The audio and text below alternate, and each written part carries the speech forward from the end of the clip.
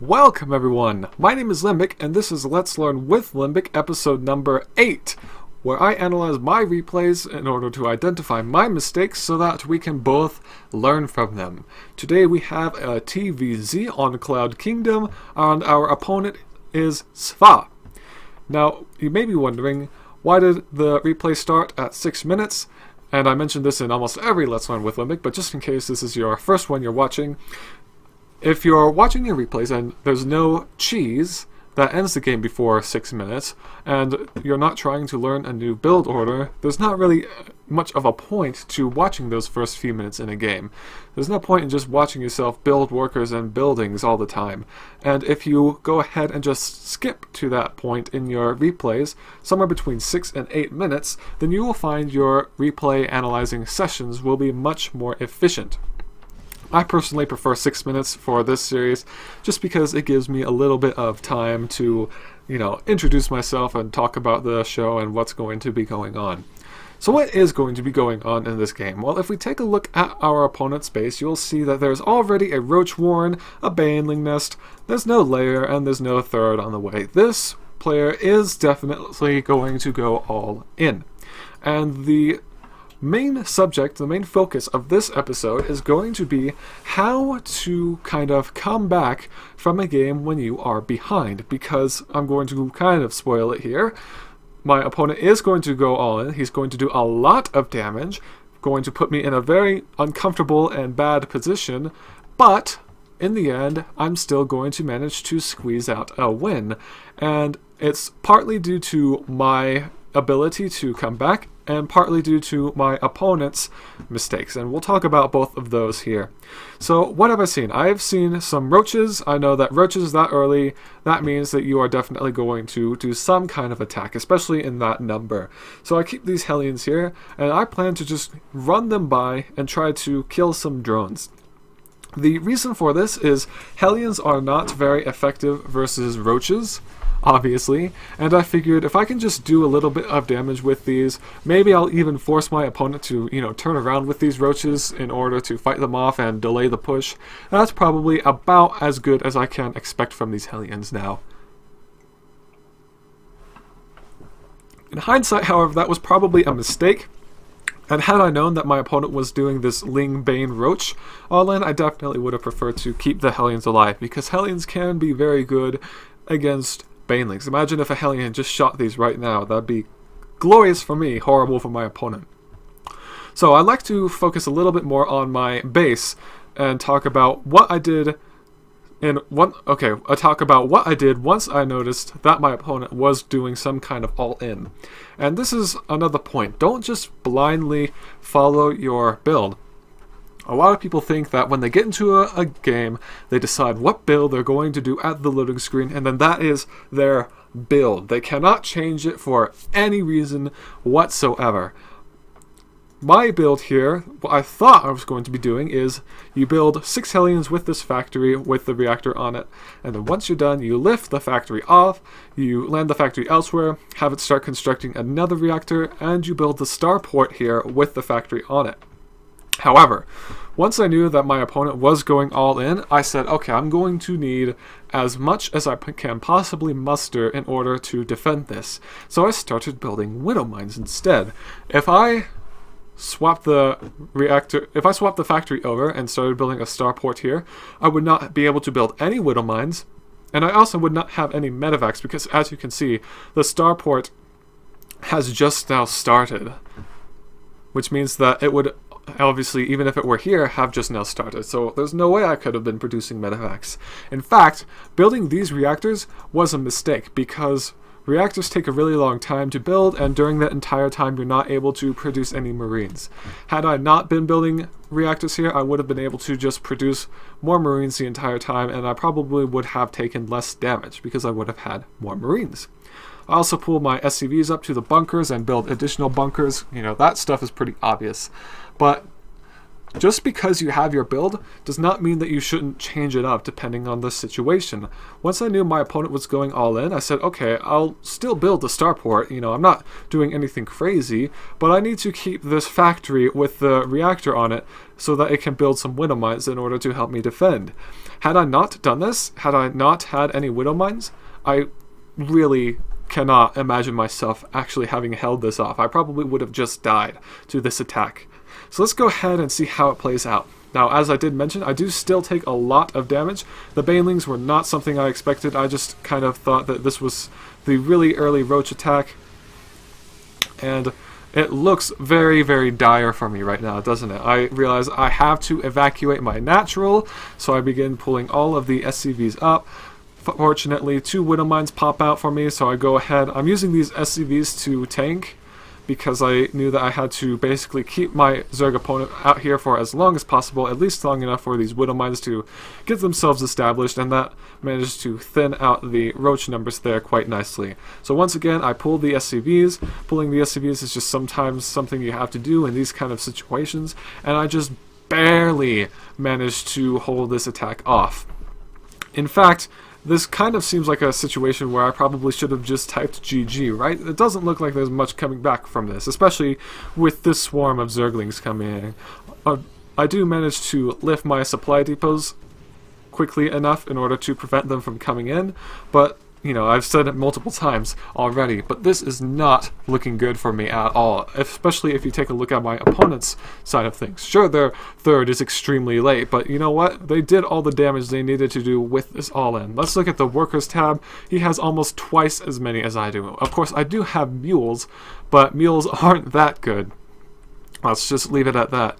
It is worth noting that I do have 3 command centers, 3 orbital commands actually, which is probably the only thing I have going for me right now. Now, why did I build a medevac here instead of attaching a reactor to it like I am doing now? Why did I build this medevac first? The reason is because I didn't know if my opponent was going to keep trying to do this all in, and I would have rather had 1 medevac now than the ability to produce 2 medevacs later. As I mentioned before, getting the reactor on your buildings is far better in the long run, but if you need units now, you should definitely just start building them and save building the add-ons for later. So you can see I've got the medevac out. I loaded it up because I figured, okay, if he was going to keep doing this all in, another attack probably would have come by now. So I can go ahead and try to do a little bit of damage on my own to try and equalize this up. Now I am supply block. That's really not good for me. Supply block is really, really bad in this scenario. You really want to be making sure that you can be producing units as often as possible. And I'm trying to take advantage of the terrain here, as you can see, trying to kind of abuse this little cliff. Unfortunately, my opponent was well prepared because he saw it with the overseer that was right here long before the drop even moved out, and the overseers moved down here now for some reason. But I am just constantly producing widow mines, making sure that I have as many as possible. This is something that Day 9 said a long time ago, and I have no idea which video it was in, but he said, if you ever find yourself behind, go for units that have the potential to be very cost effective. So right now I'm actually focusing a lot less on the normal Marines and medevacs, and instead building way more widow mines than normal. And the reason is because widow mines can be very cost effective. They can get those insane hits. And we are definitely behind, so we need to be very cost effective. And this doesn't just apply to Terran with widow mines, it can be Protoss.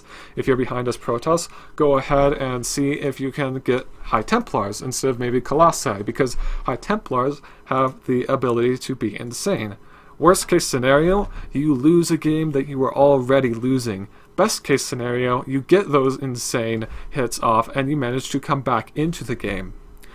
Let's talk a little bit about upgrades too. Upgrades may seem like a kind of weird thing to focus on if you're being kind of all in, but it actually makes a lot of sense as long as you're not seriously almost dead from the all in.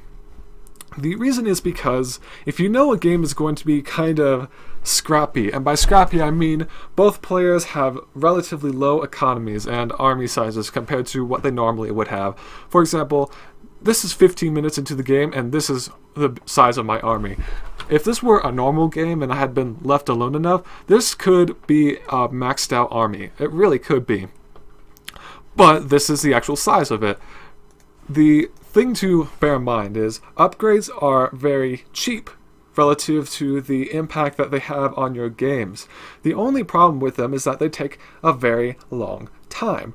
So if you have very little amount of money and you know that for the entire duration of the game you're probably going to have very low amounts of money, upgrades are a very good thing to focus on because they're very cheap and they will make your far fewer number of units far more effective. If you focus on upgrades and your opponent does not, then sure, they're going to have a few more units than you, not that many, because remember, upgrades are very cheap, but your units are going to be so much more effective than they normally would be. Now, what did my opponent do wrong? Honestly, my opponent has actually already lost this game. The thing my opponent did wrong is he just didn't really see this attack coming, and he was droning up instead of building units. So let's go ahead and go back to my opponent's vision. I guess I kind of tricked him by taking my third at this time. He probably just thought, oh, okay, you're just trying to macro up too. This is my opponent's vision. Now, he really should have had these watchtowers taken. Just have one Zergling parked at each of these watchtowers. He really should have had overlords all over the map. Sure, it sucks if they die, but it's better to lose an overlord than to lose the game because you were trying to drone up instead of building units when an attack was coming. Like, look at my opponent's army. Here's some Zerglings here, some Banelings here, and the main in case of any drops. Okay, what else does he have? I mean, Queens don't really count. Here's some more Zerglings. Oh, that's it. And he's also building Mutalisks. Let's talk about the TVZ matchup a little bit. Zerg really wants to get as many Mutalisks as they possibly can, because once they reach a critical mass of Mutalisks, they are easily able to just kind of fly right on top of Terran's production, and then that can usually end the game if Terran can't immediately fight them off with just a few Marines. So, and of course Mutalisks also shut down drops. They are able to kill the medevacs. Mutalisks are the unit that Zerg kind of wants the most. However, in order to basically stay alive, they have to be making an acceptable number of Banelings in order to deal with the opponent's mass Marines that they're probably going to be going for in a TVZ. So the kind of objective of Zerg is to build as few Banelings as possible, whereas you can still stay alive, and then use the rest of your gas to build Mutalisks. And obviously, you want to go a little kind of overboard with the Banelings, because you don't want to suddenly have too few Banelings and then just die, but you want to be spending as little gas on them as possible, if that makes any sense. So my opponent here is getting really greedy. He's just going for Mutalisks, even though he has barely any Banelings. He has, like, what, 4 total? I believe that's it. Yeah, 4 total. That is, as I mentioned, very greedy. If an attack came, well, I don't know, around now, then he would just be simply screwed. And that's what you're going to see here. So right now I'm on my opponent's vision. You can see he has absolutely no idea what's coming. Again, had he just had a Zergling at this watchtower, he would have been able to say, oh crap, my opponent is marching across the map right now. I should not be building Mutalisks. I should not be droning up. I should be building Banelings and Zerglings.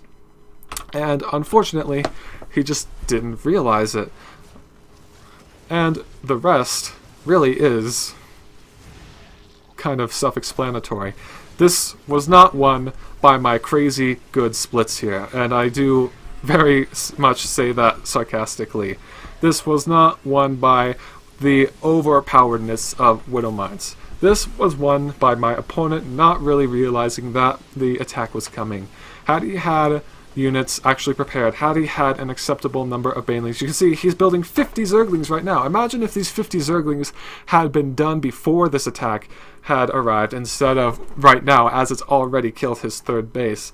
And he just leaves. And, it might seem a little over the top to leave right then, especially when he has so many units on the way, but you've got to remember I'm actually ahead of my Zerg opponent in terms of number of bases, and the Zerg generally wants to be at least one base ahead of Terran, which means that if they're one base down, then it basically is already over.